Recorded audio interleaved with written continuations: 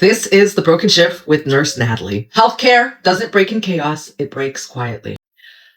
Hospitals like to say violence is rare, that it's unpredictable, that it's just part of the job.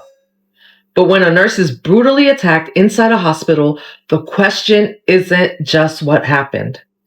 The real question is what happens after the fact? What happens after the headlines fade? Because while the public moves on, nurses don't. They go back to the same hallways, the same patients, the same risks. Tonight, we're revisiting a case that shook nurses across the country. The attack on nurse Leelama Lal at HCA Florida Palms West Hospital. Not just what happened that night, but what happened after. Because this story isn't just about one nurse. It's about a system that keeps asking healthcare workers to absorb violence and call it normal. Now let's talk about the night everything changed. The attack happened during what should have been a routine hospital shift. Nurse Leelama Lal, a veteran nurse working at Palms West Hospital in Florida, was caring for a patient inside the facility. At some point during the interaction, the patient suddenly became violent. The assault was severe. Reports described brutal physical trauma, injuries serious enough that Lal required emergency surgery. Her face had been severely damaged. The injuries were catastrophic. And within hours, the story spread rapidly across nursing communities. Because every nurse watching that story knew something very uncomfortable. This wasn't shocking. It was familiar. The quiet truth nurses already know. Violence in hospitals is not rare.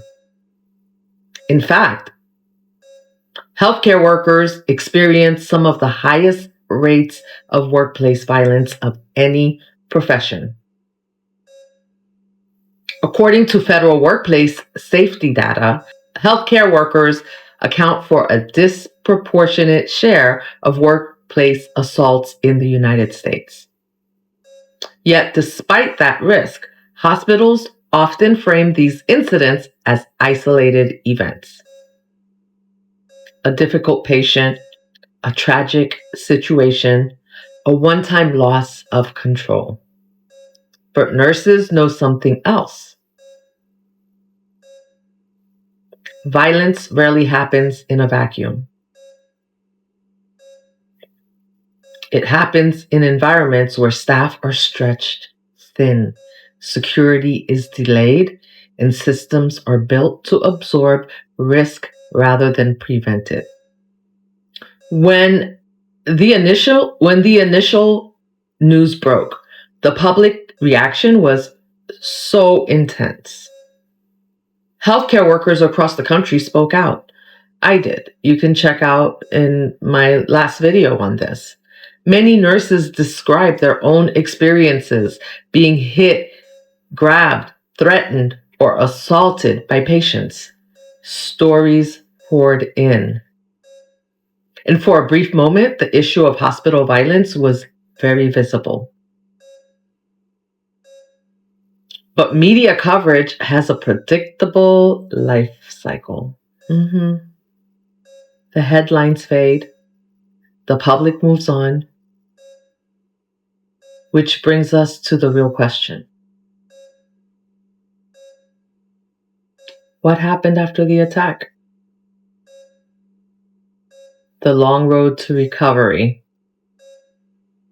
What happened? For Lal, recovery was not simple. The injuries she sustained were severe enough to require extensive medical treatment. Facial trauma of this magnitude often requires reconstructive procedures, rehabilitation, and long recovery periods. And behind every headline about workplace assault is a very, very human reality. A nurse who must physically heal, emotionally process the trauma, and eventually decide whether returning to the profession feels safe. That part of the story rarely gets attention, but for nurses, it's the part that matters most. The Law case sparked an uncomfortable conversation inside healthcare. Not because the violence was unusual. Like I said, it wasn't a shock to the nurses out there, but because it was so painfully familiar. Ask nurses privately, and many will tell you being hit, threatened, or grabbed by patients happens more often than people realize, or maybe even more often than they'd like to say. Sometimes it's dismissed as confusion, sometimes it's blamed on illness, and sometimes it's simply accepted as part of the job. But here's the reality. No other profession is routinely expected to endure physical violence as a normal occupational hazard. Let that sit for a minute. Not teachers, not office workers, not most service professions. Yet, nurses often face exactly that expectation. And when an incident does happen, the response can be complicated. Hospitals must balance patient care, legal risk, public perception, and staff safety. But too often, the result is silence.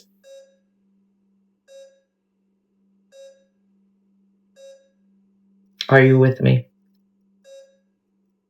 Sometimes reassurance or statements promising to review policies, while the underlying condition remains the same.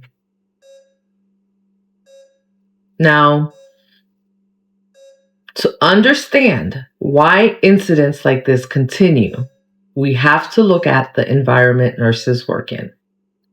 Hospitals today operate under intense pressure. Staffing shortages, high patient acuity, overflowing emergency departments.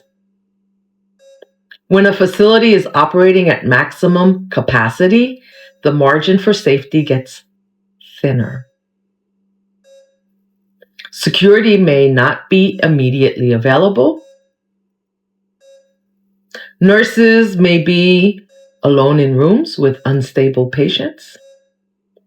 Warning signs may be missed simply because there aren't enough staff members to monitor everything. And in that environment, it only takes one moment for a situation to escalate.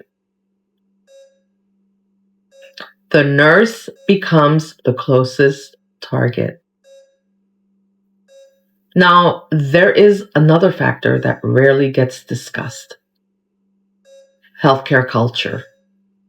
For decades, nurses have been taught to endure, to remain calm under pressure, to de-escalate difficult situations, to absorb stress without reacting.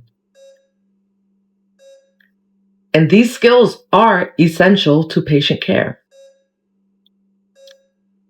But they also can create a dangerous expectation that nurses should tolerate behavior no one else would accept. When violence becomes normalized, reporting decreases. When reporting decreases, institutions underestimate the problem. And when the problem is underestimated, prevention never becomes a priority. Here's the question hospitals must answer, though. Cases like Law's force an uncomfortable question into the open. If hospitals know violence against staff is increasing, why are so many nurses still working in environments where they feel unprotected? Why is that happening? Because at its core, the issue isn't about one patient. It's about systems, right? Security protocols, staffing levels, response times, and the willingness of institutions to treat worker safety as a priority instead of an afterthought. For many nurses, watching this story unfold, the emotional response wasn't shock. It was recognition. Recognition of a risk they face every shift. Recognition of moments where a patient became aggressive. Recognition of that split-second decision every nurse makes when a situation begins to escalate. Do you step back? Do you call security? Or do you hope it resolves before it becomes dangerous? Healthcare depends on the compassion and skills of nurses. But compassion should never require accepting violence as part of the job. And until hospitals confront that reality, honestly, stories like this will keep happening. The story of Leelama Lal isn't just about one nurse. It's about a question every healthcare worker deserves an answer to. When violence happens in hospitals, who is really being protected? The institution or the people who keep it running? If you work in healthcare and you've experienced workplace violence, your story matters. You can share it anonymously at TheBrokenShift@gmail.com, because the more these stories are told, I believe the harder they are to ignore. Subscribe to The Broken Shift for more case files, nurse stories, and investigations into the realities behind hospital walls. Because sometimes the quietest conversations in healthcare are the ones that matter most. Healthcare culture doesn't change when we ignore it. It changes when we're willing to examine it. This is The Broken Shift.